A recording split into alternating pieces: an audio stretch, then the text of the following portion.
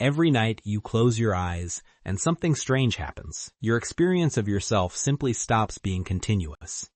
You may remember checking your phone, turning off the light, or thinking about tomorrow. Then, nothing. Your next memory is often the alarm ringing in the morning. 8 hours may have passed, yet you have no memory of most of that journey. That missing time is not an accident. Your brain is actively changing how it processes information, attention, memory, and even your sense of self. And the fascinating part is this: you don't experience yourself falling asleep. You experience the moment before it and then the moment after. The transition itself is almost completely erased. By the time you crawl into bed, your brain has been keeping a chemical record of every hour you stayed awake. One important player is adenosine, a byproduct linked to cellular energy use. As wakefulness continues, adenosine builds up and increases the pressure to sleep. That heavy feeling behind your eyes is partly your brain telling you that the biological bill is due. Caffeine doesn't remove that bill. It mainly blocks adenosine receptors, temporarily preventing your brain from reading the signal as strongly. That is why you can feel surprisingly alert while your underlying sleep pressure remains. Then your circadian system changes the environment. As darkness arrives, the suprachiasmatic nucleus helps coordinate your biological clock, while melatonin rises and body temperature gradually falls. At the same time, sleep-promoting neurons in the ventrolateral preoptic area become more active and suppress wake-promoting systems.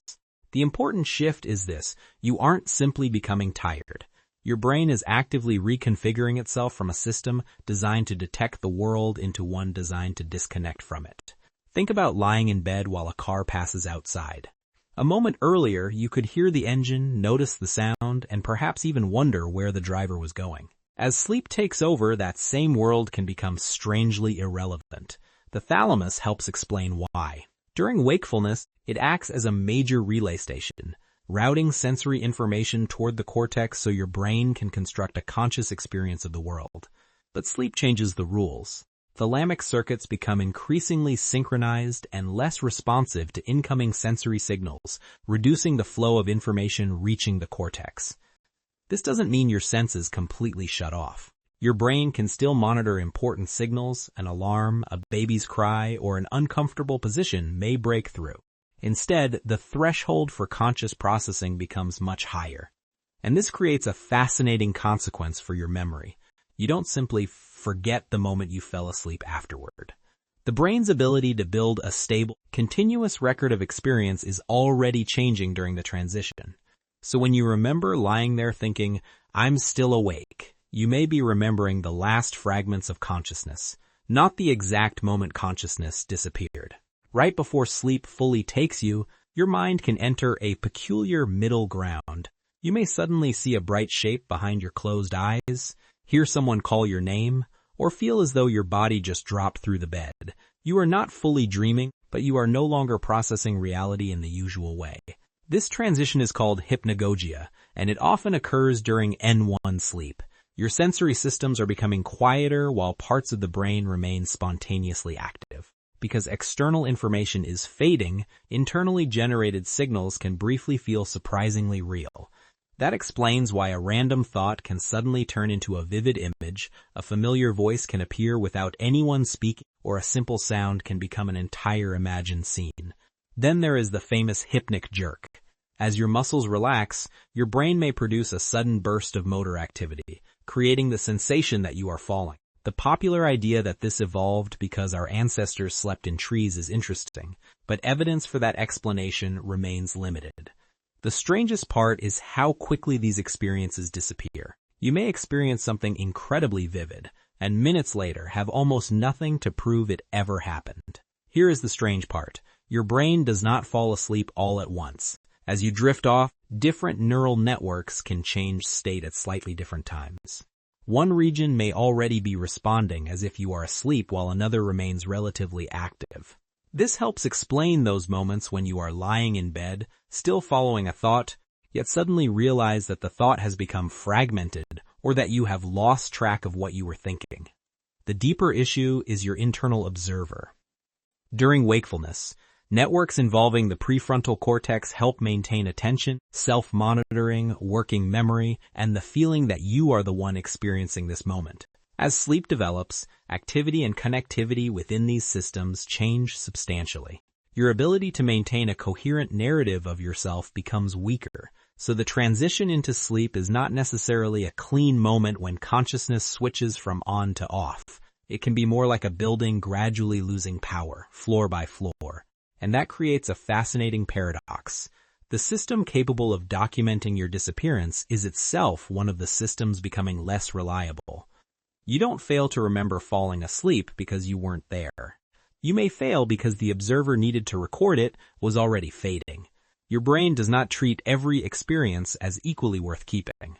During sleep, memory systems are believed to reorganize recent information, strengthening some traces while weakening or discarding others. This means the blank space between lying down and waking up may not simply be missing. It may be unimportant information that never earned a permanent record. Think about the last few minutes before sleep. You might replay a conversation, plan tomorrow, or follow a completely random thought. Then your attention becomes unstable, the thought changes direction, and suddenly morning arrives. The brain has little reason to preserve that messy transition in detail. This creates a deeper philosophical problem. What makes you feel like the same person from one moment to the next? You assume your consciousness is a continuous stream. But every night, that stream becomes fragmented, and your brain reconstructs a sense of continuity when you wake. In that sense, your identity may depend less on uninterrupted awareness and more on memory connecting separate moments together. Ancient Greeks noticed something similar. Hypnos, the personification of sleep, was described as the twin brother of Thanatos, death. The comparison was symbolic, not scientific, but it captured an unsettling idea. For a few hours, you surrender the feeling of being an observer. Then, somehow, you return. There is a strange experience that can make you question an entire night. You lie in bed for hours feeling completely awake, watching thoughts pass, checking the clock, and wondering why sleep never comes. Yet objective measurements can tell a different story. This is associated with paradoxical insomnia, now often discussed clinically as sleep state misperception. The important point is not that people are imagining their sleeplessness. The experience is real. The mismatch happens because subjective awareness and measurable sleep are not perfectly synchronized. During light sleep, especially N1 and sometimes N2, the brain can remain responsive enough for fragments of thought, bodily sensation, and environmental sounds to enter awareness. You may therefore retain a convincing impression that you were awake even while physiological markers indicate sleep. This reveals something important about consciousness. Feeling awake is not identical to being fully awake. Your brain does not contain a tiny supervisor checking an objective dashboard and announcing, sleep has officially started. Instead, your sense of wakefulness is constructed from attention, memory, sensory processing, and the continuity of your internal narrative. And memory makes the illusion even stronger. If you briefly awaken repeatedly, you may remember those moments while forgetting the periods between them. Looking backward, the night can feel continuous even though your brain moved through different states. So when you say, I was awake all night, your experience deserves to be taken seriously. But it may not be a perfect recording of what your brain was actually doing. The unsettling lesson is bigger than sleep. Your conscious experience is an interpretation of your brain's activity, not a live transcript of it. Tonight, when you close your eyes, you won't experience yourself disappearing. You'll simply lose the thread. That missing stretch of time is not necessarily a failure of the brain. It reflects a trade-off built around a more important goal, keeping you alive, functional, and adaptable. Your brain does not need to document every second of the transition into sleep. It needs to reduce sensory processing, restore biological systems, regulate memory, and prepare you for another day.